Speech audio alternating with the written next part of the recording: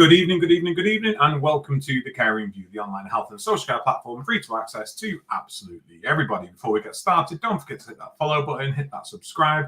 If you're watching us on one of our social media channels, also give us a follow on there. We're live across Facebook, LinkedIn, X, Twitch, you name it, we're on there. We are free to access to absolutely everybody. Our resources, everything that you can find on our website, www.thecaringview.co.uk. Do go check them out. We are free because we have fabulous sponsors who support us. And without our sponsors, we wouldn't be able to do what we do week in, week out. For yourselves out there, working the hard slog in social care and marketing, I know how hard it is. We're right there alongside with you. So without further ado, I just want to give a huge shout out to our sponsors. So we have got Prosperwell, the UK's leading digital marketing agency, www.prosperwell.co.uk. You should all know Prosperwell from their previous iterations of Smooth Digital. Tea with Toby, Smooth Toby, go check them out. They are absolutely fabulous. Frequent visitor of our chat show, Paul Blaine, CEO, Director, Lord of CBAT Business Associates Training. They are here for all of your health and social care training needs. They have varieties of courses out there, including a ton of trainer courses and chaps courses as well. So if you are looking at upskilling your team, do go check them out. We have Attis Care by Attis Insurance Brokers, the comprehensive care coverage, proactive risk management. They are more than just insurance. They are there as a helpful voice at the other end of the line. James Bergen will be joining us at UK Care Week. More of that in a second. We've got Log My Care. It is the care platform loved by, I don't know how many providers, but a lot of providers around the country. And from what Mark and I believe, they still have their freemium version out there, so you can access it for free. Give it a trial before you buy. We have Health Automated Online, and we have Unlearningment. Jack White from Health Automated Online and Unlearningment, wonderful chap, great services from both ends. Also created our brand new website for us. Absolutely fab companies. Please do go check them out. Health Automated, very AI driven as well. Our website, www.thecaringview.co.uk, is actually powered by Jack AI, part of Health Automated. So please do go check them out. We have Florence, directly connecting healthcare professionals and organizations with shifts in training around the country. They are a fabulous alternative to agencies. You know who's coming to you. You can download people's profiles. You can view their training records, and you can get your own team trained at the same time. So absolutely fully recommend using Florence. I've used them in the past, and they are a wonderful, wonderful company. Our last sponsors are UK Care Week, and we are delighted to say that we are hosting a theatre at UK Care Week this year, 19th and 20th of March. Please do join us. We have got 13 talks all planned out across those 2 days. Absolutely stacked agenda and some wonderful people joining us. We're going to be discussing things like the menopause. We're going to be discussing how to manage conflict within your teams. We've got a partnership going with Radar, and we're excited we've got something on the burner there, which we will be releasing at UK Care Week, but all around supplier management and how you can make these contracts, these suppliers that you use work for you. James Bergen from Attis Care will be joining us. We've got Dr. Charles Armitage, director of Florence. He will be joining us. We've got Log My Care joining us. We've got Sonia Rye joining us. We've got Kavita Brown joining us. Paul Blaine joining us. Louis Worth will be joining us for a discussion around how you get prepared for CQC and what you need to know for CQC's inspections of your services. So it's going to be absolutely ram-packed, and each session is going to be designed as a way to deliver you actionables that you can take away and go home and implement straight away within your services. So there's going to be a raft of free resources that we will be giving out on the day. So please do come and join us. It is completely free to register. We have got a link, and we'll pop that in the chat so that you can click it. You can't click it when it's on the screen, but we will pop it in the chat so that you can pick that up and go and register your place. Like I say, 2 full days, starts at 10 o'clock on the 19th of March. And it's at the Birmingham NEC. Totally excited for that. It is going to be really, really fun, really, really great. I think Mark and I are going to love not running from stage to stage for a change, because we usually are on stages all around the arena, whereas we're going to be firmly plonked in one place. Come and meet us. If you want to be part of the Care Review, if you want to take part in our shows, if you've got anything that you want to share with us, come and join us on the day, and we will be more than happy to have a conversation. Mark, good evening. How are you? If I'm blinking loads, Mark, I apologise. My contact lenses have gone really dry, and I don't have my eye drops near me. No, you're okay. Blink away, blink away. Yeah, no, I'm not too bad, thank you. It's crazy to think that UK Care Week must be about 6-7 weeks away now, seeing as we're at the end of January, but come around really quickly, but really looking forward to those couple of days. It's going to be mad. I mean, we were just discussing that before we came on the show tonight. I was like, I can't find the studio for tonight's show. It's like, there's literally no studio there for tonight's show. It's the 28th of January. It is the 28th of January. Oh my gosh. We are nearly exiting the first month of 2025, which is bonkers. And like you say, UK Care Week is literally just around the corner. I mean, we're doing an event for Norfolk Care Association next week. And that seems to have been in the pipeline for ages. And all of a sudden, it's here. If you are part of care associations, or you are a member of a care association and you think, actually, we'd love you to come down and give us a talk on something, please let us know. Mark and I would be happy to assist and deliver there as well. We've already worked with West Sussex Partners in Care, with SPIC, as I call them, and we're doing Norfolk Care Association as well. So we're happy to deliver where we can and support providers where we can as well. But tonight, Mark, different show tonight, just you and I, me and thee. It is, and we was just saying before we came on air, I can't remember the last time we did a show on our own. It feels strange, but good at the same time. So I think I touched on it a couple of weeks ago that I think there's so much happening in social care, but because we've scheduled shows all the way through, we quite often don't discuss kind of the current affairs that are happening within social care or that are impacting social care.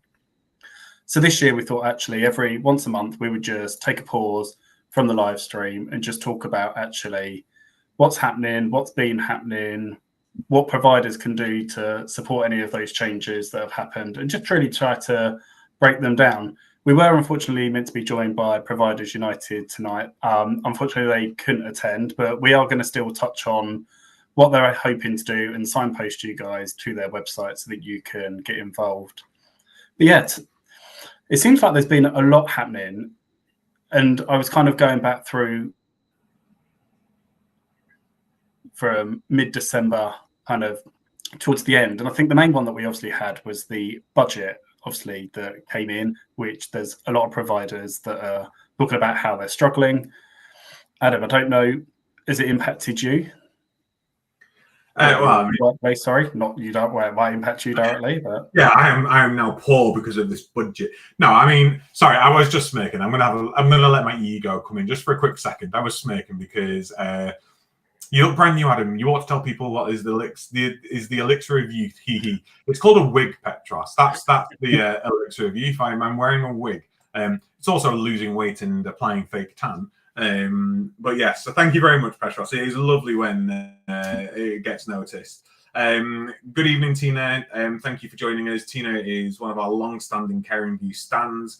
I think it's wonderful that you join us so regularly, Tina. If you've got any conversation that you want to bring up tonight on the show, we are discussing current affairs, so please pop that in the chat as well.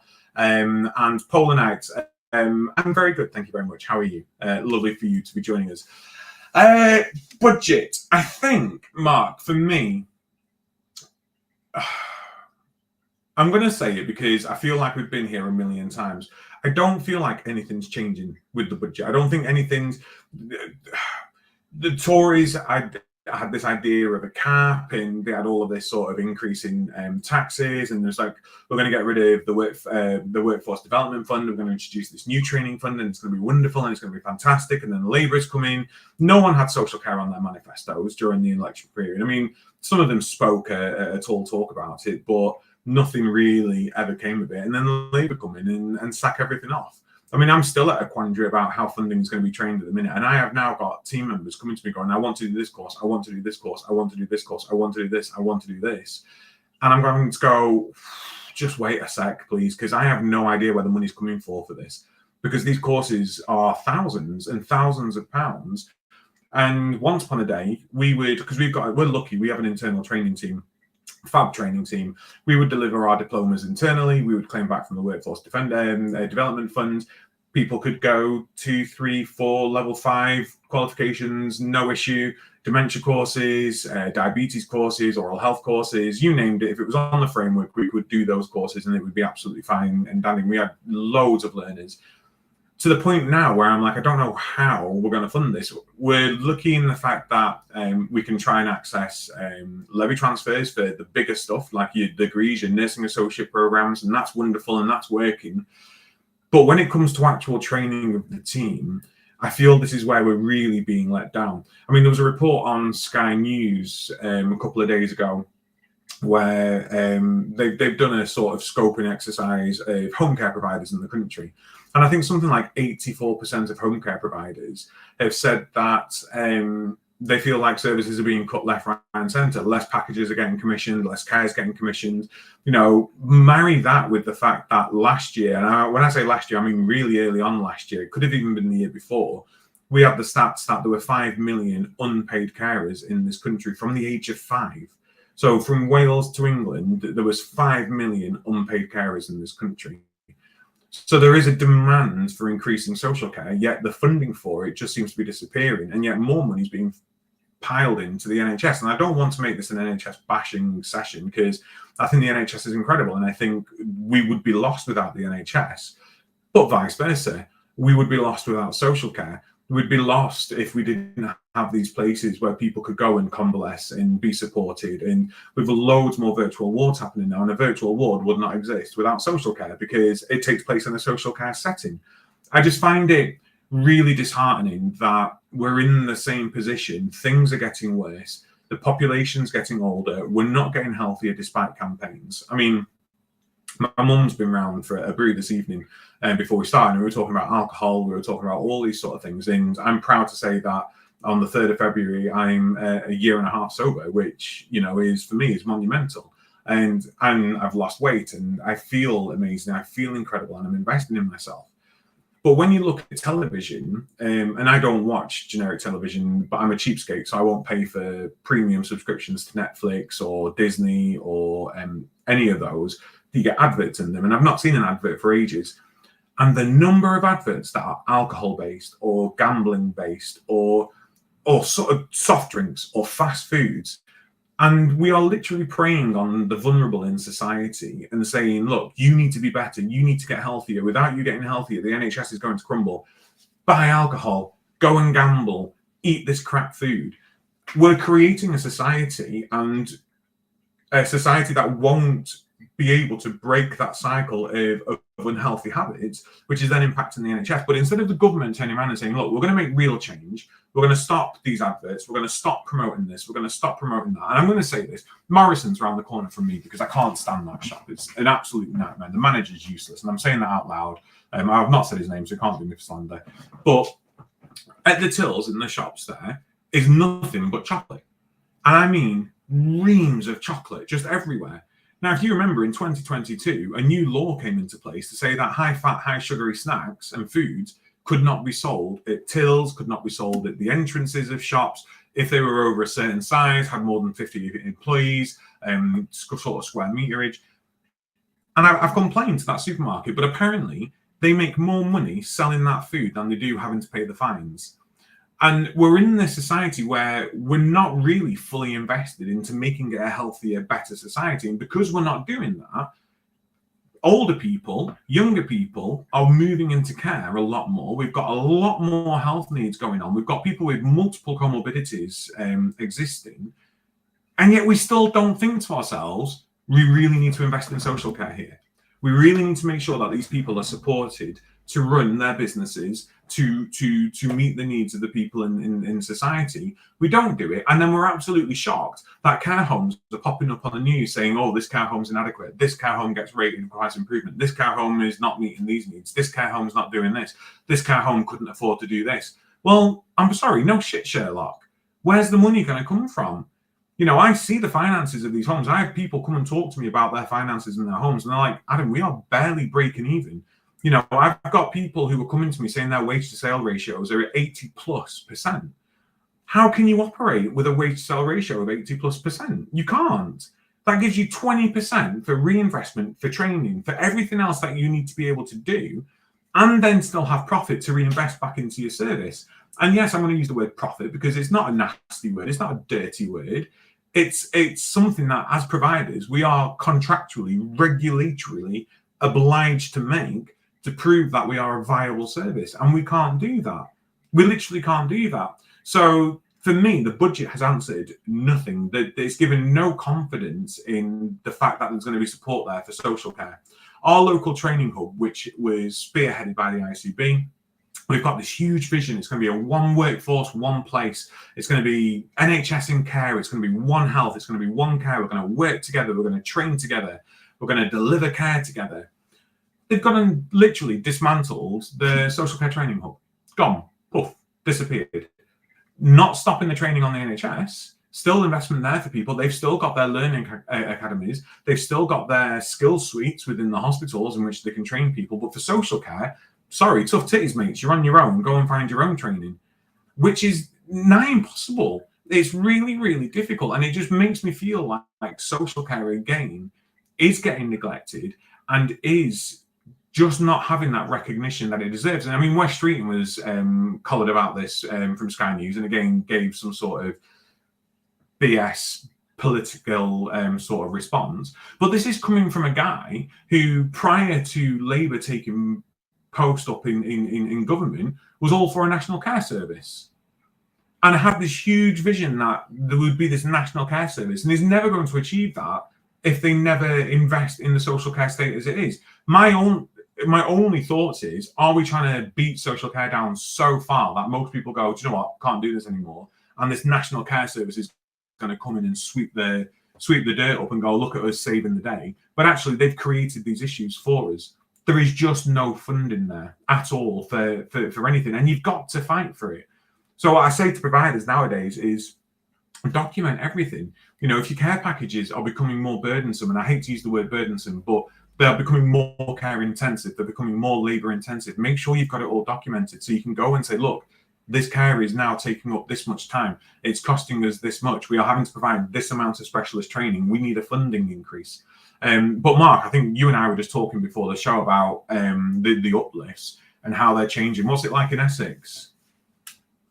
Essex haven't been announced yet, but I have been following Home Care Association, and I've seen Jane Townsend putting out messages about how some local authorities are saying there aren't any uplifts coming. They've already announced that it's 0% increase, which I think when you take into account the living wage increases that providers are going to have to pay, I don't actually generally know where they're going to find the money to be able to uplift their staff but not get it back. I mean, Essex have announced that for new packages of care, there will be an uplift, but for existing, that's still under review, possibly might not be one.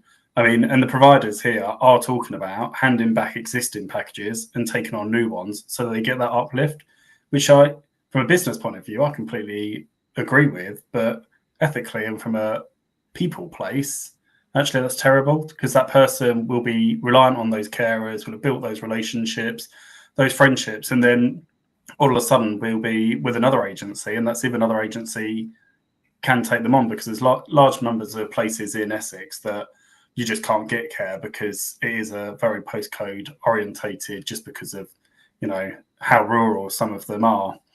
But yeah, I think the London boroughs, I mean, some of the providers pay under the London living wage, they pay under the national minimum wage, and I don't know how they haven't been picked up by either the CQC or, you know, the local authorities themselves. And my worry for those providers is they're not going to increase anything, so those staff will remain under the living wage, under the national living and the London living wage, but everything else would have gone up around them.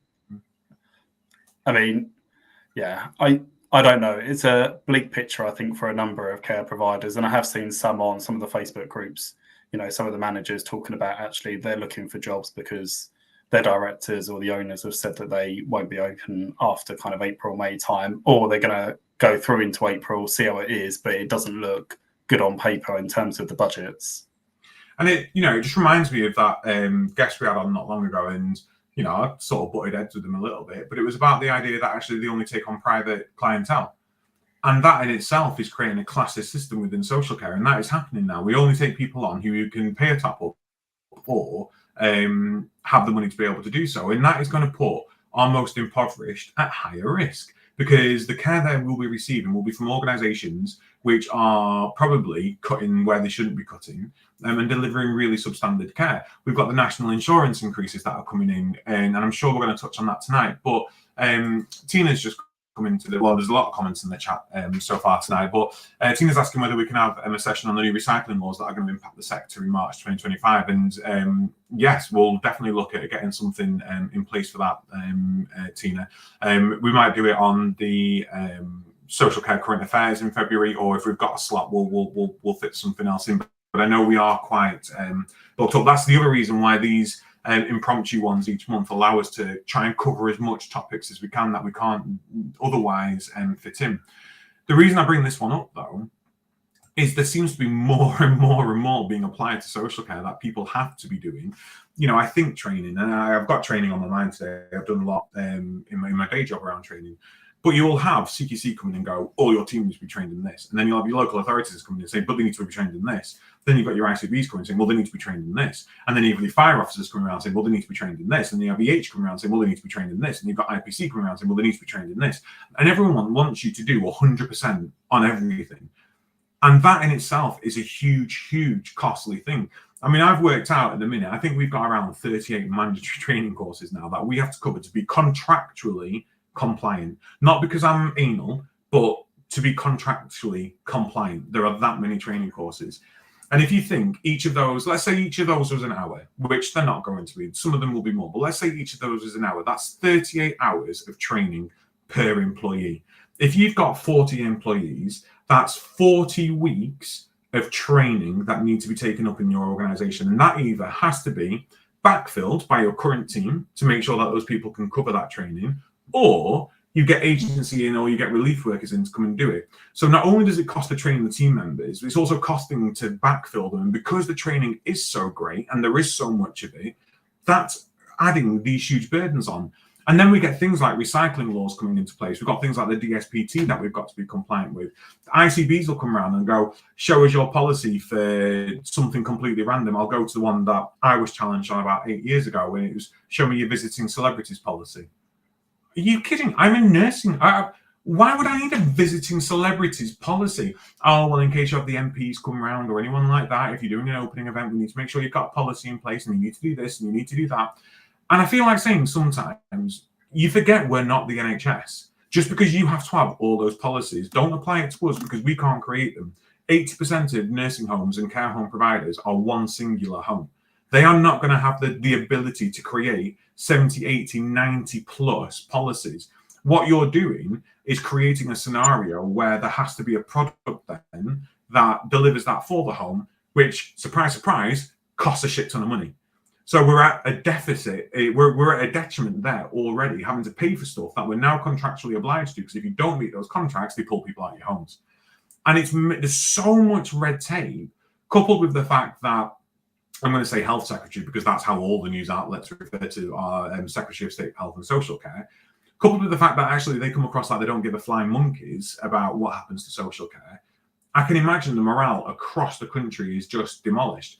And yet everyone, and this is why social care is so wonderful, the majority of people are still there trying to do the best they can do. They are still there trying to deliver the best they can do.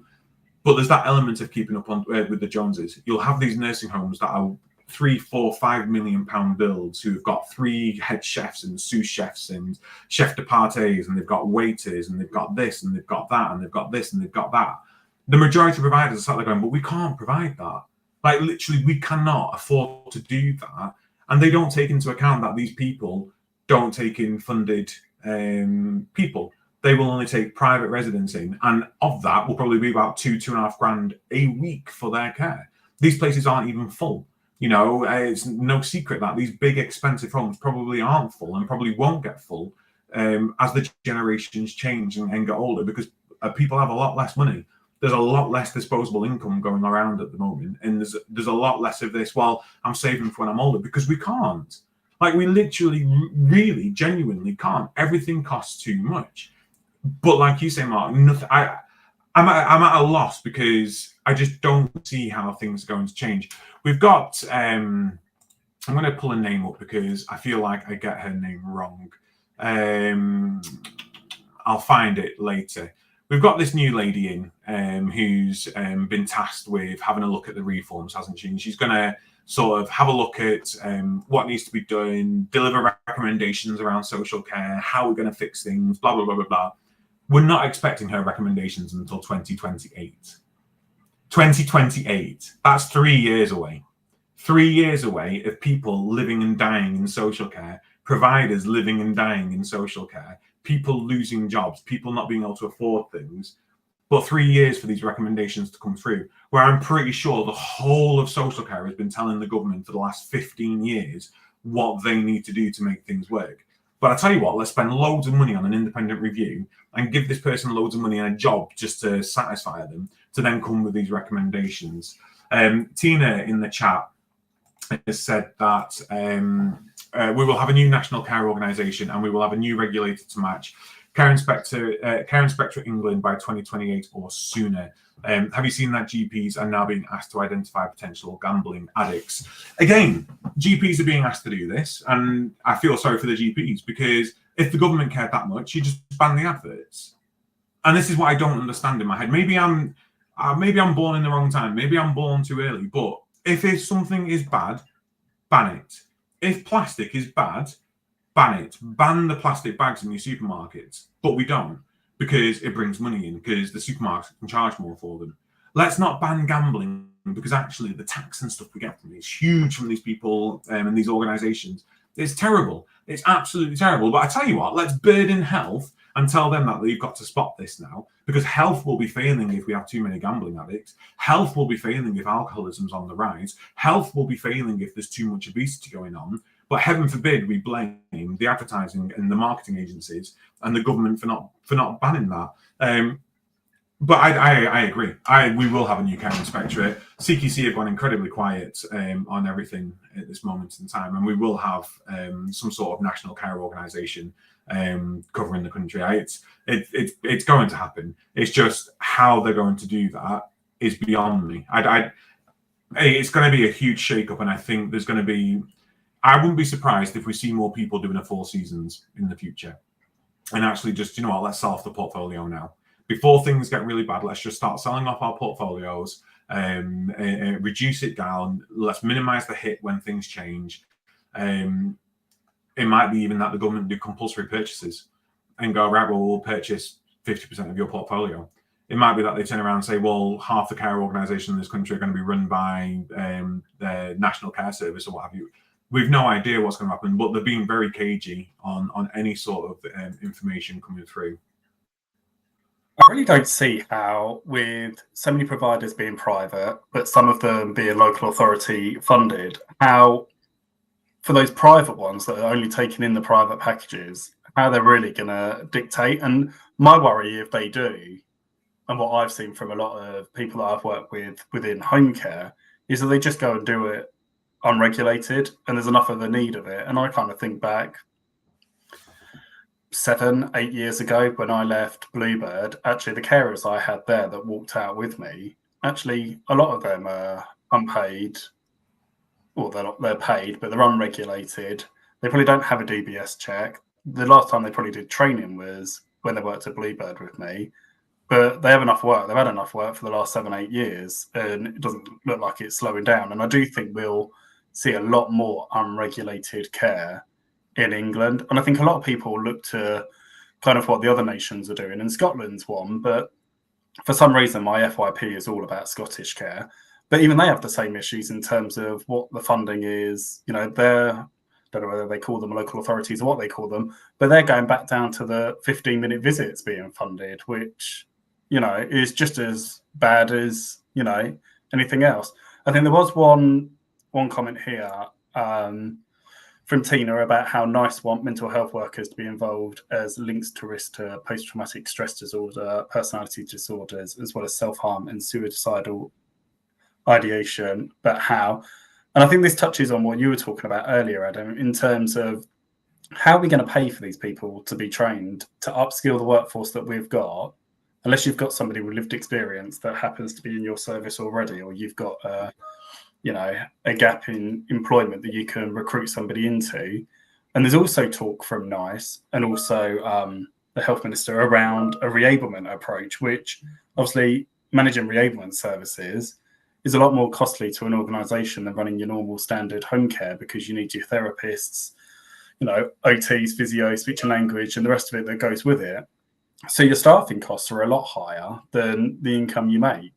So I think there's a lot of talk around, like you said earlier, what should happen to social care, but no thought about actually how that's going to be planned out, funded, what that looks like. And I think there's too many streams going on in terms of we should be doing this, we should be doing that, we should be doing X, Y, Z. But there's not a joined up approach into what they're asking us to do. Because alongside all of this that we've got going on is also those delegated healthcare tasks, which are kind of on the horizon. And I don't know when they're due to come out, but they're due anytime soon.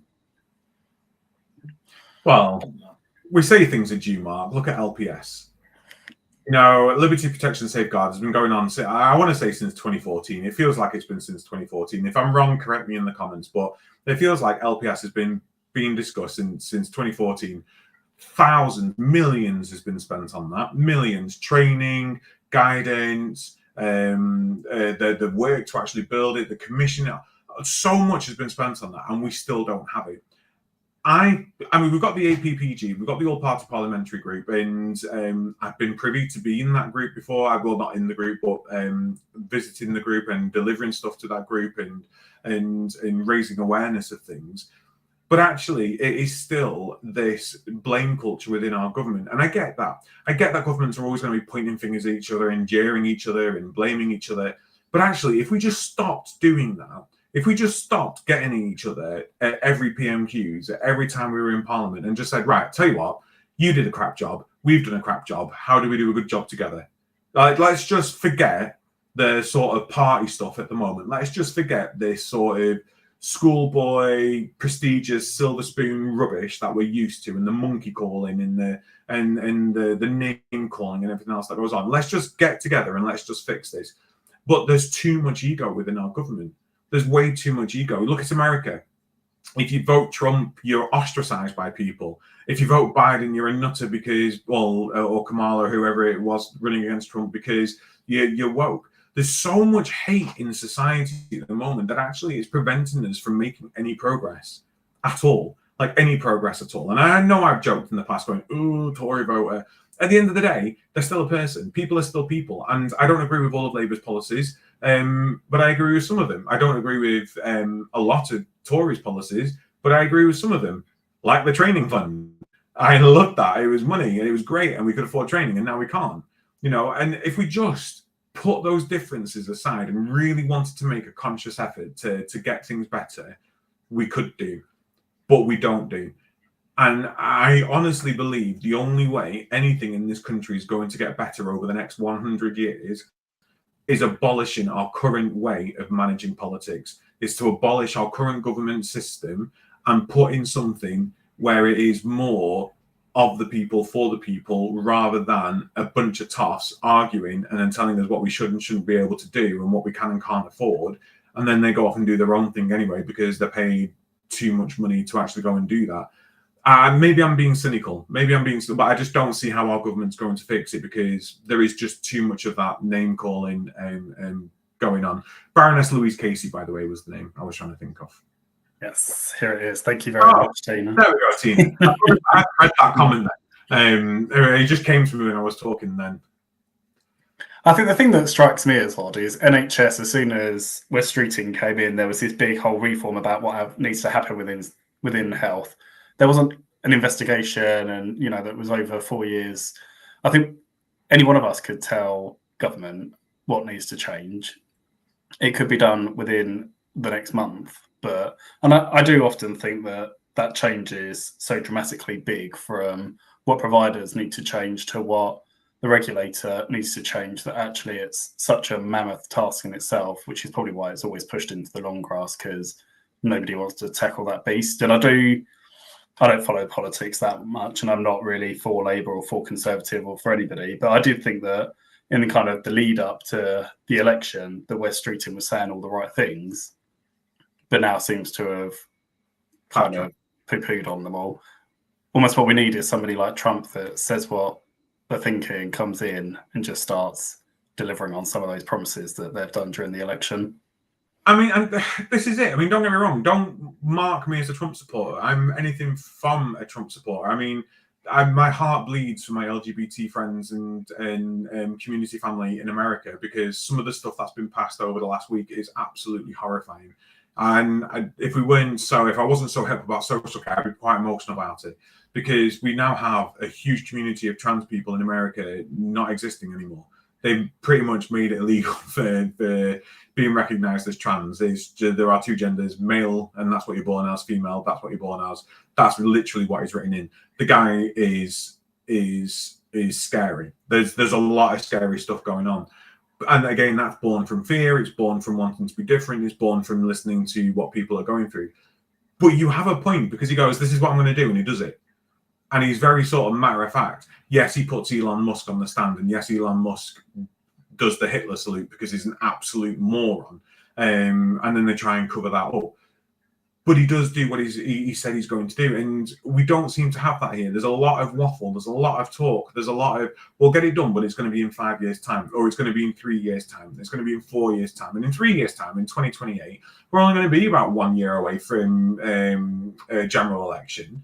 And by the time they've got those recommendations, Labour won't get through. It'll be Tories that'll come through. And the Tories will go, oh, screw all of that. We don't agree with any of that. Let's start again. And we're just there. It's Sisyphean. It is never ending. I literally feel like I'm rolling a rock up the hill, and it's just rolling all the way back down again, and we start all over again from the beginning. We need to change it. We need to stop it. Mark, you and I are talking on Monday around the changes to social care and what it means, but actually what our responsibility is for that. Whose responsibility is it to see social care through? Whose responsibility is it to bring this change? And I think we're going to talk a lot about how, as providers, we have the power to do as much as we possibly can do to make the system work for us. But actually, there is more we can do as a society. And I'm not by any stretch of the imagination going, let's get all anarchic and storming the streets and marching and what have you. But protest needs to happen of some sort. And I think it needs to happen in social care. For years, I've said, let's just stop paying the Care Quality Commission. Let's, as a country, as a community of social care providers, for 3 months, let's not pay our CQC bills. Everyone who's got a renewal coming up, or you've got your fees to go through, don't pay them. Just don't pay them. See how things change so quickly. See how fast things change. As a country, if we all just decided we're not going to take any more packages on for the next month, no one's going to come in our homes. No one's going to be met by our home care providers. Sheltered accommodation doors are closing. Day centres aren't going to take anybody new on. Reablement's not going to pitch in. Look how fast things will change, because the country will come to a standstill. But we need to be able to unify to be able to do that, to get people to listen. And I get that probably is a bit anarchaic, but we have the power to make our voices heard. And I know we sit here and we moan and we grumble, and I'm really struggling to see because my contact lenses are drying up. But we do have that power to be able to go, actually, no, enough's enough. Stop this now. We need to figure something out. You know, they create all of these committees where they'll invite a few providers on, and it's usually the same faces. And I love them all. I really, really do. Vic Raynham, Martin Green, Nadia Ahmed, Jane Townsend. It's the same people who join these things. And actually, we're missing out on the thousands of providers out there who are really struggling to make ends meet day to day. Their voices aren't being heard. All we get is the media going, these people are rubbish, these people are rubbish, these are providing bad care, these are providing bad care. And then you get CQC come round with their high expectations, who, by the way, are only a regulator, not a quality monitoring organisation. They are there just to regulate us, to tell us whether we're compliant with regs or not. Not, oh yeah, you're compliant with Reg 17 and you're a fabulous service and people should come and use you. That's not what they're there for. But they come with these high expectations and make their sort of targets so hard, so unattainable to achieve, that the slightest thing lets you down, you then get berated for it. I don't think we've got I know we've got a ton of stuff that we want to go through, but I just don't think we have got the foundations. You can't build a house on sand, and at the minute, it's like social care is built on quicksand. And all we're doing is adding a floor. And the next time a floor sinks below that quicksand level, we're just adding another floor to this house. And we're scrambling up these stairs of this house to not drown. Instead of building more floors, instead of putting our finger in the dam, instead of going and buying more band-aids to put on this big wound that we call social care, let's just fix the wound. Let's just put proper foundations in. Let's just fix the dam. But we can't seem to do that. And I say we can't seem to do that. We can do that. They just won't.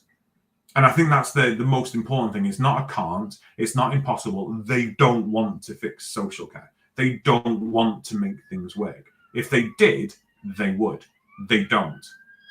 So they won't. I don't know.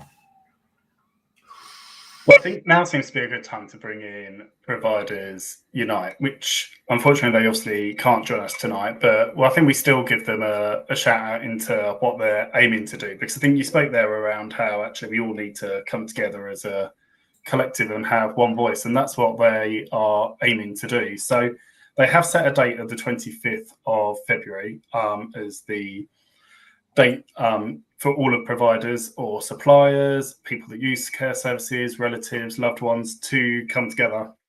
So Providers Unite are basically trying to get a fair fee rate uplift from government and local authorities for care providers, but also to review those national insurance measures. I'm going to pop their website here. For some reason, I can't pop it in the chat. But they have got some templates on their website that you can download. So you can write to your local MP, you can write to your council leaders. There's a letter template about fair fee rate uplifts and bits and pieces. And obviously you can join in and pledge your support to what they're trying to do. They have engaged with the Chancellor, so with Rachel Reeves, and you can read kind of what that looks like. But yeah, I definitely, if you haven't heard of what they're aiming to do, I would definitely check out their website and get on board and follow, because I think unless, like you say, Adam, unless we all kind of rally around together, actually we're all lone fish in a very big pond. Yeah, we are. And a pond full of sharks that's eating us. And we're just not replenishing that pond. I mean, let's talk workforce numbers. You know, there's a massive drop there. Tina, we need some black box thinking at a political level revolutionary. We do. I kind of feel like we just need to... Have you ever watched Hunger Games? Only the first one, but yeah. But I just feel like we just need... I'm not saying we need to put people in a massive pen and let them kill each other and then we've got one winner. I'm not saying that at all. But actually, we just need to start looking at the way our government is structured, the way the government is run, the way we look at politics as a whole. And again, maybe I'm too soppy. Maybe I'm the wrong sort of person to be discussing this. But we just need to get along. We just need to inject some love into society to make some progress. But the hate that is out there at this moment in time is insufferable. I mean, this weekend, we went out for dinner, but we've been in and about the town a little bit. We've been out in the streets, but we've been shopping a little bit. And the society we have now is just, I don't get when things changed. I don't want to be this sort of Mayan calendar nut that says, oh, it was from 2012 or it was from the beginning of the millennium and things have been downhill since then. But there does seem to be a distinct lack of progress as a society nowadays. You know, we're getting to this point where love is love and people should be happy, and we've got a colourful complement of races within the country. We've got genders, we've got ages, we've got disabilities. We've got this wonderful society, this wonderful community filled with beautiful, beautiful people. And yet we just want to get jokes out. We just want to criticize. We just want to be hateful. We just want to say people are woke. We just want to cause anger and upset and distress. And we want to get one over on people. We want to be the best all the time. And the only way to do that is to dump on other people. And it's destroying morale left, right, and centre. And it comes from our politics. We see our politicians doing it. We these arguments, the money they're spending on whether we should have unisex bathrooms, just put a third bathroom in your building. It's not that hard. Instead, let's start preaching about how we get along together and we can do stuff. And we do need to be revolutionary, team, and we do need to change the way politics works. This two-party approach isn't ever going to do us any good. And we're in a rut because we've got it. I mean, I've always said this, and I joke about this, but the monarchy we have at this moment in time, and I know I'm going to, make enemies by saying this, but are pointless. Why do we have this family which is born into wealth that cannot be challenged, cannot be usurped, cannot be taken over like they used to be able to do in the olden times, where it was like, I'm going to invade and become your king now? Perfect. We've now got this family that are privileged to inherit billions of pounds, which literally could just be dumped into society. It could literally make lives better. And yet we've got to care about when a photo is being released and, it's good for tourism and it's good for this, whilst a huge number of our population lives on the streets. It doesn't make any sense to me. And it really does gripe me when we have these politicians saying, well, things are going to get better and we're going to do this and we're going to do that and we're going to do this. And it never happens. It never, ever happens. And look at our workforce numbers. We're bringing people into our country to work in this country, and then we're letting them down. And we're bringing them into a country which hates them. We're bringing them into a country full of hate, and they get racist abuse left, right, and centre. We're now seeing visas, I'm believing visas dropping, the number of applications of people coming in. And then when they are here, businesses are closing, and then they're stuck here. And then we've got companies that are abusing people and making them work for pittance and too many hours and breaching contracts. I don't know what the solution is. And Tina, if you've got an idea of how we can be revolutionary, short of going all Guy Fawkes on Parliament, and that, by the way, I don't mean like blowing people up, but like making that huge stance where it actually puts the willies up them, what do we do? Literally, what do we do? Providers Unite is the first thing that I've heard recently that could be it, if they are listened to. We just need enough voices behind them. But then you could start a petition, get 2 million signatures on a petition, and all it has to do is go to Parliament, they discuss it and go, no, not going to do that. Because they've got that much power. They only have that power because we've given it them. Oh, God, I do feel like I need to put a Guy Fawkes mask on, actually, because I feel like I am saying down with the government right now. But it is very much the case. You can have your say, you can air your views, you can have this petition, but we're going to have the decision. And if we don't want to do it, we're not going to do it. And that's how it comes across. I mean, yeah. I think the only thing that's going to happen is that, and every time that I get a notification from Sky News or BBC News about politics, it's to say that somebody's deflected and joined Reform. And I do think Nigel Farage and that stand a very good chance at the next election of coming in and sweeping. And actually, if they come in and do all the promises that they've spoken about, then actually, why not personally, But at what cost? Because they appeal to the portion of the society that I've just lambasted. Because they appeal to the people who don't like different races. They appeal to the people who don't like different genders, who don't like different orientations. They appeal to the people who don't like different. And that's scary, because if it means fixing social care, should we do that at the cost of our own conscience? Which for me is a no. I don't think we should ever compromise our morals, or I don't think we should ever compromise our values. And I will never, ever compromise the person that I am. And I will always have the views that I have. And I will always be outspoken about them, because I am part of a community that does get discriminated against, that is prejudiced against. I still get called faggot. Sorry, swear warning if you get offended for it, but I'm the person that should be offended. But I still get those terms thrown at me. We still get them thrown at us in the street. Now, should we compromise our values to better one area? And let's be honest, they could say they could come and fix it and not do it anyway.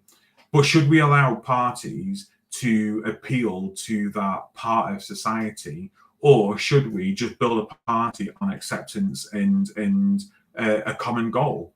I don't know. It's scary times, Mark. It's scary times. I'm on TikTok quite a lot, and the comments from people in England who are going, "We need Trump over here. We need Elon over here. We need to stop this wokeness in our society." And people like myself, I mean, I'm privileged because I'm white, and And I know I'm quite camp and I know I'm quite flamboyant.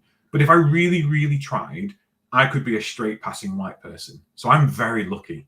I'm very, very lucky in that regard.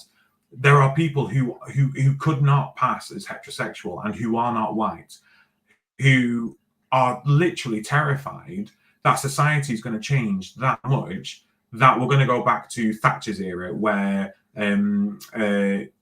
don't be seen, don't be heard, basically. Not allowed to teach it in schools, not allowed to talk about it in schools. What goes on behind closed doors is up to you, but not in society, not in the public view. And it's terrifying people. Couple that with the fact that we're all getting older and we don't know where our care is going to come from, and we don't know whether our health service is going to survive. We're a Western civilization which is supposed to be advanced and is supposed to be one of the powerhouses in this world, and we're getting so much wrong. We're getting so much wrong. We've got too many people living in fear, and actually we're impoverished. We are an impoverished state. We have too many people living without savings, too many people living on the street, too many people who are being preyed upon by gambling adverts, by alcohol adverts, because, and you know, my mum and I were discussing this. My mum's very lucky. She's a person who can have a couple of glasses of wine and stop. I wouldn't leave a bottle. I literally would open a bottle and I would make sure that that bottle was empty. I'm not saying that I'm not even ashamed about it. Maybe I am an alcoholic. I don't know. But I'm not in that position where I want to put myself back in that position to try. And I've got such a strong willpower that alcohol adverts don't bother me. But if you think that those adverts, because we all know Southern Comfort exists and Jack Daniels exists and this exists and that exists and beer exists, so you don't need to advertise it. You just go to a supermarket, it's all there. Those adverts are only designed to prey on people who don't have that willpower, who will see that advert and go, oh God, I could have a drink right now. I could just have a drink right now. And we are creating a society of people who can't help themselves, and we're doing nothing about it. And I know I'm going back full circle on all of this, and it's not really what we aim to discuss, but I don't think social care will be fixed until, as a society, as a country, as a government, we can fix all of these other things which we are creating ourselves. It's too cheap to go and buy a bottle of pop, a sandwich, and a bag of crisps at the supermarket. Yeah, if you want to go and buy organic carrots, £5. You know, and there's never really that much there anyway. You know, I really struggled recently to find free-range organic corn-fed chicken, because I'm trying to make conscious efforts in the food that I buy. I want to know where the food has come from. I want to make sure that that animal has lived a decent enough life before I eat it. I tried to go vegetarian. I don't get enough protein. I don't want to eat ultra-processed foods. It's a very difficult situation. But I can make those conscious decisions to be a better person and to have better morals and better ethics. But it costs too much. And we're outpricing the people in our society who want to be able to do this. You know, reduce your plastic use, but everything comes wrapped in plastic. We're not making enough change to do it. And all we're doing is blaming society for not doing their bit. You know, I've got a bin at the moment, which 4 weeks is recycling, and it's full to the top. Literally full to the top, because I take my labels off stuff. I make sure everything's recycled properly and effectively. I pick stuff up off the street and put it in my own recycling. My bin's full to the top, and I'm now at a position where I've got bags. As soon as that bin's get collected, I'm going straight back into my recycling bin. We're not doing enough for society to actually bring any change in whatsoever. And if we can't do it for the simplest of things, how are we going to do it for social care? I think you knock a very good point on the head there around actually society as a whole needs to change. I mean, I was talking to, actually, this will surprise you, we might not. I was talking to our local bin man, because we're really good at recycling. And you can imagine a family of 5, how much there is coming out, because everything comes in bloody plastic. If one person in the area that they do that collection from doesn't do their recycling properly, none of it is recycled, which actually really surprised me. So he was saying that whilst I wash everything, clean everything like you do, take off labels, make sure it's in the right place, in the bag that it has to go in. If my next door neighbour hasn't washed, I don't know, the yogurt pot or something, mine then isn't recycled either, which I just find absolutely ludicrous, and probably goes into some of those recycling laws that we're going to see in March. So I think that'll be interesting to see. You touched on recruitment and retention earlier. I did just ask good old AI. So there's actually been a significant decrease in visa grants. So there was a 65% decrease compared to the previous year. I'd imagine that's to do with spouses and that U-turn there. But interestingly, between April and June 2024, there was an 81% increase in grants with international recruitment over the last 2 years, contributing to the growth of social care figures and turnover and vacancy rates decreasing. And I do think at some point it is worrying that if government do a U-turn on their stance on international workforce, actually all those providers that would be impacted. I think I know providers that rely 100% of their staff are international workers. And for me, that's just a crazy contingency that is just a disaster waiting to happen. But I also see a lot of providers and a lot of staff, actually, interestingly, if you're in some of the care worker groups, talking about how they're disadvantaged because they're not paid the same as international workers because they're paid less, because there's obviously that minimum requirement from government. And I think, again, it's just something that's been rolled out and has become very messy. I do often wonder whether if people are aware of kind of pay rates for pay, and started getting support from a union, actually where we would stand. Because actually, if you've got a care worker born and bred in England that is doing the same job as somebody from overseas, and actually they're paid disproportionately less, actually they're doing the same job, so actually it should be paid the same. But equally, I see that, it was it's not easy, but it was an easy box to tick to be able to backfill all of your vacancy rates to keep your service afloat, to meet the needs of the people that you're supporting. But actually, I think once a handful of providers did it and started shouting about the success they were having, that a large number of providers then obviously followed suit. But yeah, I think that's just something simmering until it bubbles over that we're just waiting for. It's the next big crisis. It's the next big social care crisis. I mean, at the end of the day, we're not able to do our DBS checks on people. And I'm not saying that people coming from other countries are bad or have criminal records, but we're not able to do the same safer recruitment processes as we would do in this country. It's very, very difficult. It is a crisis waiting to happen. And I can see it now. I can see Panorama. I can see Ed Balls getting ready to revisit social care on TV by going, look how bad things are. Paul Brandt from ITV, I'm sure he's got a documentary lined up on this. There's people praying and waiting for the next big social care crisis. And I'm telling you now, it will not be long until something comes out around overseas workers, because it's a really, really, really shady, sticky situation that's going on. Like I say, if only for the people that are coming over to this country and then losing the jobs when they get here. And then what the hell happens to them? What they're literally doing. I mean, some people, they do like 48 hours, don't they, in one job, and then go and do a minimum of 20, a maximum of 20 hours in another job. So that's 68 hours a week themselves doing that. There's a lot going on. I mean, modern slavery is huge at the moment. I know there's a huge push on modern slavery training and modern slavery guidance and awareness, but there is a lot that is probably happening that we're not aware of, and like you say, is going under the radar and people aren't being able to see it. And yet all people are focused on whether they can speak English or not. You'll get regulators going, you got a lot of overseas workers and they can't really speak English. You're going to criticize us now because we filled the vacancies, because we had vacancies and you were telling us we didn't have enough staff, and now that we do have enough staff, you're telling us off because they can't speak English, but they've literally come from overseas. And I don't know. I don't know. The workforce situation scares me, especially now that training's being cut. Yeah, I think Leanne's just put in the comments, a lot of people go down international because sponsorship lasts 3 years. And yeah, while I see that, it does make me worry for those workers that are in those organisations that don't treat them right, because they've got that 3 years kind of looming on top of them. And I think the fact that there are so many international recruitment companies now that support just social care, I think we can see the extent of the problem in terms of those displaced workers. And I think, you spoke earlier, Adam, around we just seem to stick a plaster over the top of another plaster and another plaster. And actually, I think international recruitment is one of those plasters that we actually haven't dealt with the main issue of, how we improve job quality for the frontline staff, how we attract staff, how we retain them, because I know we're going back in a big loophole because of funding and bits and pieces.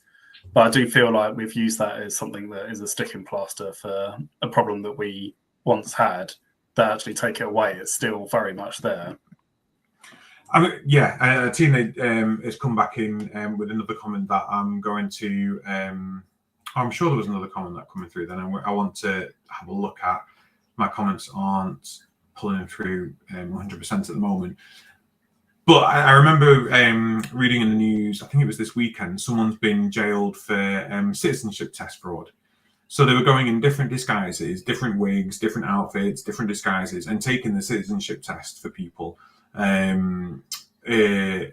so that they could get their British citizenship. Have you ever looked at the questions on the citizenship test, Mark? No. I think it's crazy. Like, I think it's absolutely crazy. So, who created the National Health Service?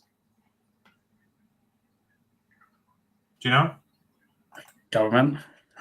When is St. David's Day? Pass. What is the level of income required for a family to meet the adequate maintenance requirement? The who? The what? Living? What? Say it again. Who I'm had the going to right? fail. I won't be able to stay in England. I'll be gone. Who had the right to vote at the beginning of the 19th century? Is that right? I don't know. The questions in it are crazy. Like, absolutely, I wouldn't pass it. Like, I literally wouldn't pass it. We're making a rod for our own back on a lot of this stuff, and it's a way to find people. Tina has come in. Leanne came back and said it's scary, even seeing qualified people coming through the ranks. It's scary to see the drop. Tina has said that she undertook a compliance audit in a service with a carer who had come from overseas, and he insisted on working 80 hours a week. I felt that the manager was discriminating against him because he wasn't, and he was allocated the shifts in line with his contract and the sponsorship, and the same as everybody else in the home. It's hard to balance. I get it. I suppose this brings us back to the costs and the state of social care, though, because of all of the stuff we've already spoken about. There is a huge drive on mental health and well-being of our teams as well. And how do you balance that as a provider? People wanting to work these hours because they financially need to, and because without that money they are going to struggle because of gosh knows what's going on, potentially gambling, potentially debt from other things. I mean, let's look at home care. People are literally paying to work at the moment because of how much it costs to run and own a vehicle. They're not seeing much of their wage because a lot of it will go on the upkeep and maintenance of a vehicle. It's all right, go and get a brand new one because there's no maintenance on it. Yeah, for what, £450 a month? That's a lot of money for people. It's scary. So I get it. I get discriminating against people by not giving them those hours. But where do we stand as providers and as employers to go? But actually, you need to think around your own mental health and your well-being to meet this new nice guidance that everyone has to have mental health workers and PTSD and this and that and this and that. So many loopholes, and there's so many issues that we need to sort of manage all at one time. That social care is like a circus. We're just people spinning plates constantly. And as soon as a plate starts to wobble, we spin it back and we think, oh, it's great, that plate's spinning again. Wonderful, look how strong it's going. And you've not even seen your other 5 plates wobbling in the back that you need to go and catch up spinning. It's an impossible task. It is no wonder why registered managers are one of the hardest jobs to recruit for, because it is so difficult to manage as a manager now that I don't think a registered manager's post is what it was when I was an RM, and that was 6 years ago. Yeah, it has completely changed, and there are so many things like you've just touched on that you've now got to incorporate into that role. I think we've always said that a registered manager, even a care worker, doesn't need a job description. They just need an open-ended list. But I do feel like that list for registered managers is grown and grown and grown. And I think since the pandemic, like the managers that are in those Facebook groups, actually, it's even the accountability within their own organisation that they seem to have more of in terms of, budget control, whereas some managers would have had that, but they would have at least had somebody in finance, or the owners would have done that themselves. There's a lot of things on those manager groups that we wouldn't have dealt with or had to have dealt with that they've now got to deal with. Leanne's just put about children, which makes me also think about the number of providers that now do childcare, which is just a whole thing in itself. But we've only seen an influx of that in this country because they've made it illegal in Wales to make a profit from it. And that's literally it. In Wales, you can no longer make. Who did we have on, Mark? A few months ago. Time flies so fast. But they literally, you cannot profit from children's care in Wales now, which is why a lot of them have moved over the border into England, and we're seeing children's homes pop up left, right, and centre, like literally all over the shop. And you've got all of these things happening in this country as it is anyway, and they're just putting them in residential streets everywhere. They're buying houses and turning them into children's homes, turning a profit, like a tiny profit. That's concerning. That is worrying, and I don't think our government will act on it. No. And I think, I've looked at the adoption route and I won't even go down that avenue. But again, it's something that needs a whole massive overhaul, because it's easier to adopt from overseas than it is to adopt from your own country, which just logistically doesn't make any sense at all. And then we wonder why there are so many services catering for children and children's homes out there. And actually, it makes it so hard. And when I kind of look at it, almost makes me think about the RSPCA. Like when I tried to rehome a dog from the RSPCA, it was so hard, so many hurdles, that actually it was easier just to go and buy a puppy than it was to rehome a dog. But I feel like we're going down a completely different avenue, and I'm conscious that we're over time as it is. I am pleased. I am pleased that Leanne put that she didn't know any of those questions either for the Home Office test, because I did feel like I'd been the only one when everybody was like, what? No, and that was just a selection of them. There's loads, and it costs a lot of money to do. Like, it costs a lot of money to do. And I honestly, I wouldn't know any of them. And I think, I suppose, a conversation for another time, but this is when it comes to this idea of what being British is about, what being English is about, what being patriotic is about, is our education system doesn't teach the right stuff anymore in history. It does not teach the right stuff around what the world is. It focuses too much on, I would say, an agenda of what they want to get across, whilst also sugarcoating the fact that the British Empire is probably, if we wanted to pick a movie franchise, the British Empire is like the Empire from Star Wars, with Emperor Palpatine at the top, going around, snatching people, doing what they want, taking control. And we brush over that in society. We brush over that in our education. And all we want to focus on is look at our kings, look at our history in this, and actually not what has shaped us into the country we are today. Which is why it really, really irks me when you see these MBEs, these OBEs, and God knows what else, these knighthoods and this stuff going out. Because it's basically a member of the British Empire. And it's like, why would you want to be associated with something which has caused so much hate and harm throughout the world? But we ignore that. We don't talk about that because it looks bad on us. And we're too ashamed to discuss the stuff we need to discuss. And if we can't do that around our own actual history, how do we have difficult conversations when it comes to social care? How do we have difficult conversations around how to reform stuff if all we want to do is ostrich, put our heads in the sand and ignore the bad stuff?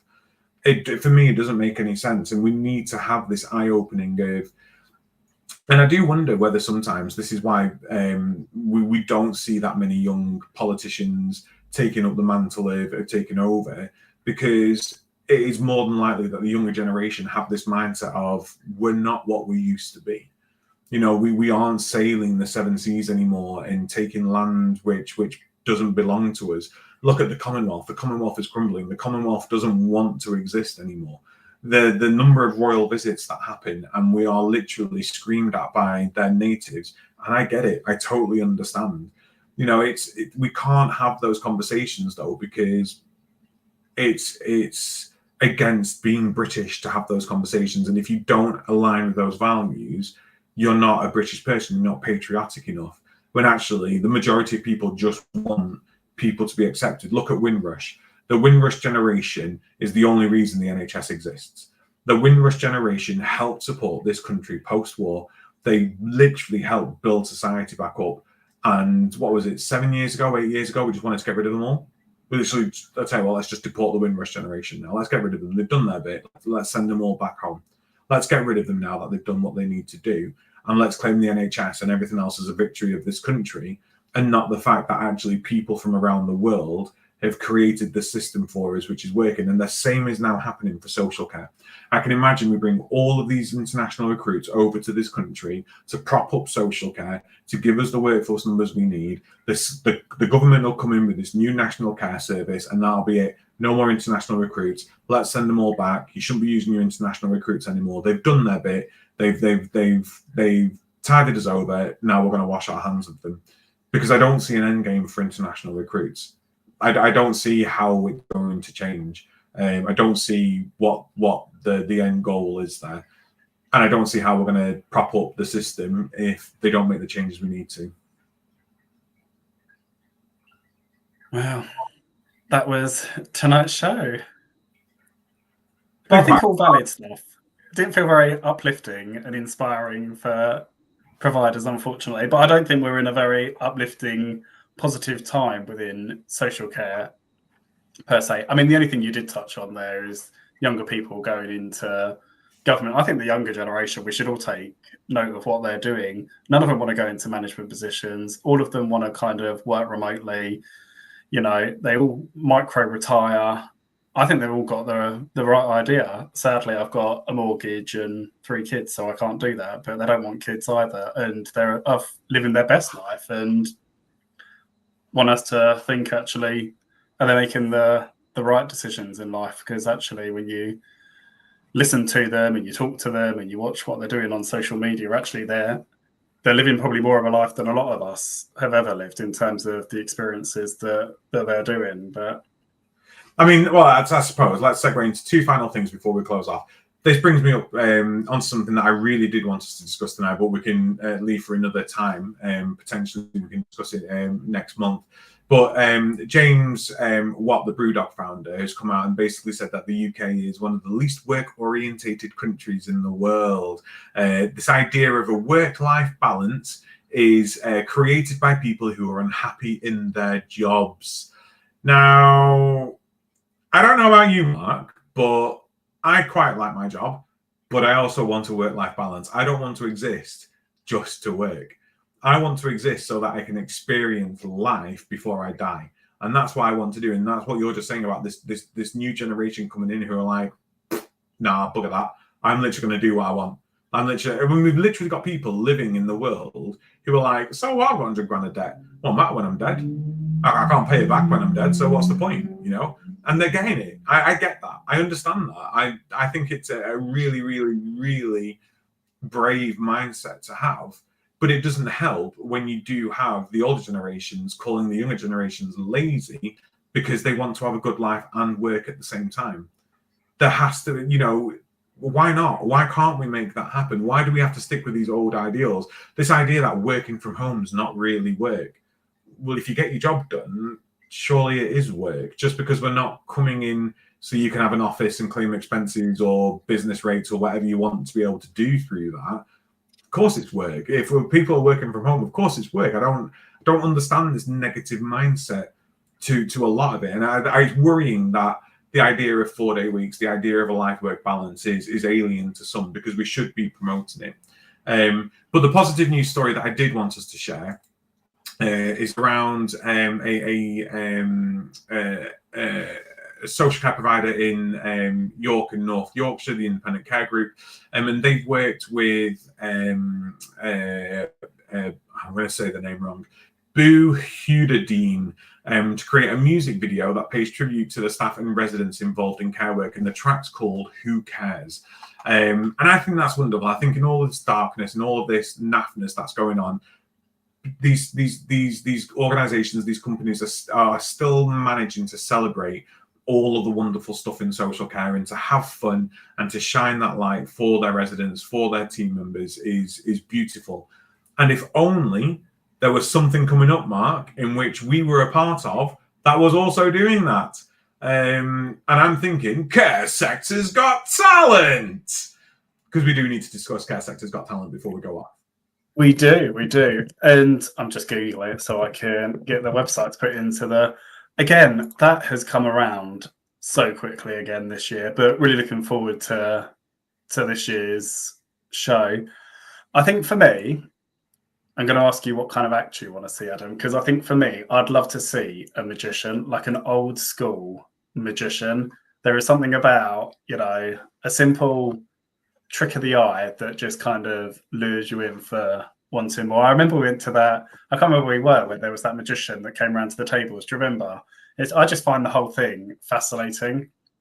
Either that or a massive circus. I'd love a circus. I mean, I would say, do we really need magicians? Because we have a government that are very good at making money disappear. So we've already got some magicians out there. I'd love to see it. If I'm honest, I'd love to see a comedian. I would really, really love to see a comedian because I think we need some laughter. I think we need some joy. I love singing. I love dancing. Don't get me wrong, but I'd love to see a comedian this year. And I love all these sort of terrible, terrible jokes that go around. My new favorite one at the moment is in a race, Mark, who would win, dog or a pie cost? So I dare ask what, because it's going to be, what's a pie cost? I don't know, about £4. There's the other one, isn't there? I knew it was going to be something like that because my the other one is yeah. Would you rather eat a baby goat or a matter baby? Yeah, and what's the matter, baby? Nothing, baby. What's the matter with you? Yeah. I'd love to see a comedian. I would love to see something really outlandish. I'd love to see a drag act. I think a drag act would be fantastic. Drag culture is on a resurgence. I mean, sadly, we lost a huge light in the drag community this month. The Vivian, his funeral was this recent weekend, and an absolute sort of absolute loss for our community. But drag is on a resurgence, and for anyone out there going, "Oh no, drag doesn't have any place in this," or dragging children doesn't mix, or dragging this doesn't mix. Look at the dames. We've had the dames in pantomimes for years, so I'd love to see something really out the box. Maybe a bit of burlesque. You never know. I'm quite svelte now, Mark. I'm quite svelte. Maybe I could do a bit of a sort of. No, you don't want to see me do a magic Mike routine. Not at all. But yeah, I want something. I really want something out of the box. And if we don't get it this year, I'm going to go on a campaign next year to find this country's best comedian in social care to join Care Sector's Got Talent. I'm going to say it now because we need something different. A magician, a comedian, a dancing dog, burlesque, a circus. Oh, and some spoken word. Some sort of 90s sort of spoken poetry. Do you know where? Oh, I'd love that. Like a nice, good sort of, yeah, that'd be fab. I think it'd be great. We've got a lot of singing, and I think singing's great, and there's some wonderful voices out there, but I think a little bit of variety would be nice now. Yeah, variety would be good. It's a bit like when I watch Britain's Got Talent. I don't want to watch the singers because I think that's what the X Factor is for. Anyone can see something different. And I think for anybody thinking, "Oh, I do burlesque, but it might not be child safe," trust me, as a father of 3, when you go and see some of these artists perform, the likes of like Lady Gaga, all of them are wearing next to nothing. Like, trust me, children aren't really fazed by it. They're oblivious to it. They're just singing along to the song that's in the background.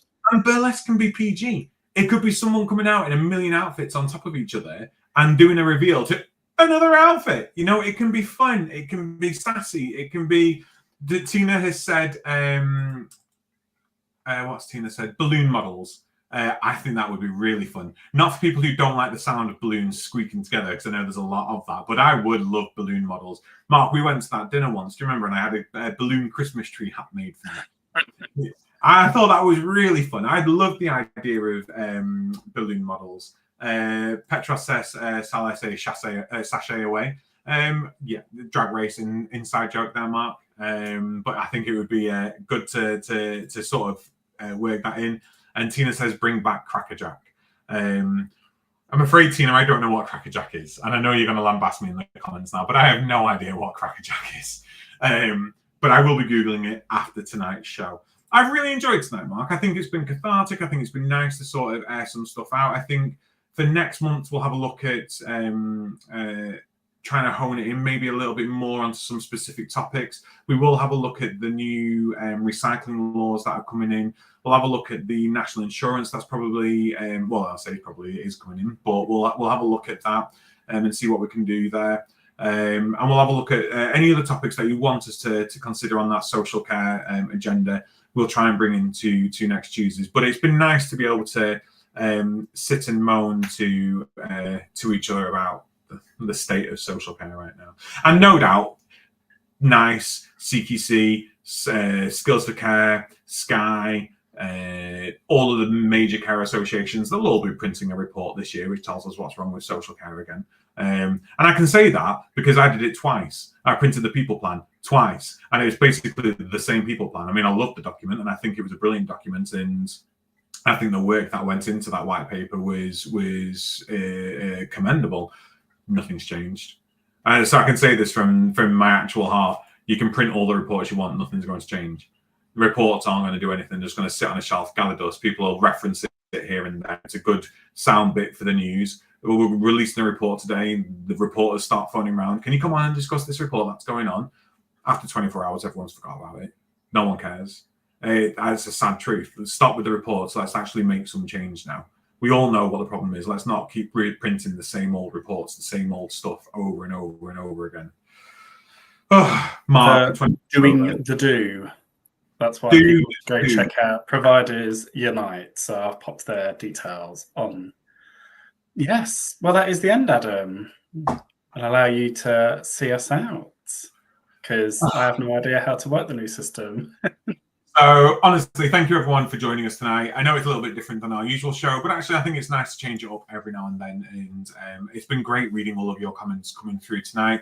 Nice to know that these thoughts aren't of just myself and Mark, and they are shared by other people in social care. This has been The Caring View.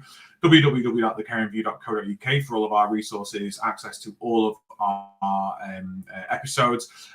Huge thank you to our sponsors, UK Care Week, Prosperwell, Care Business Associate Training, Attis by Attis Care Insurance Brokers, Log My Care, Florence, Health Automated and Learningment, and also a huge thank you to Jack AI powering our website. We will be back next week. We have service, which is brilliant. We will be back next week at our usual time of 7:30. A huge apology, by the way. We didn't start off with an apology, did we, for last week? We had some technical difficulties, which prevented the show from happening. But I did get quite a number of messages after we did not go live, asking where we were, because autism and addiction is apparently something a lot of people want to hear about. So we will be revisiting that conversation. Mark, I believe we're getting that all lined up and scheduled. Yes, we are indeed. We are indeed. What are we discussing next week? So next week we should be discussing and developing mental toughness, which I think right now in social care is something that a lot of our managers, seniors, and even our frontline staff need. I think we're going to try and bring some kind of leadership-y subjects this year to you, because I do feel like there's a lot of soft skills that aren't taught within the sector. I think as a care worker, you get bombarded. We've spoken about training today. You get bombarded by so many courses, and the higher up the ladder you go, the courses dwindle and dwindle and dwindle. And actually, I think there's a massive skill gap, whether it's from funding or whether it's from time management or for whatever reason. So, yeah, we're gonna talk about developing your mental toughness, which I'm really looking forward to. I think it'll be a good conversation. Fantastic. So without further ado, everyone, thank you so much. Please do wrap up warm, because although it's like 7 degrees in my area, it feels colder than it was when it was snowing. And if anyone reads Harry Potter, I actually feel like there are dementors about sucking the happiness and the warmth out of the world right now. I just feel like there's just something taking stuff away. So let's radiate that positivity. Let's radiate that light. And let's create the future we want to create. So until then, we will see you next week live at 7:30. Do not forget to register for UK Care Week. Come and find us there. Grab your free resources. Have a tea, have a coffee with us, have a non-alcoholic beverage with us, have a beer if you want. But I'll partake in the 0%ers. But do come and join us. UK Care Week. Registration is there. And we also have a link in the chat for you as well. Take care and good night.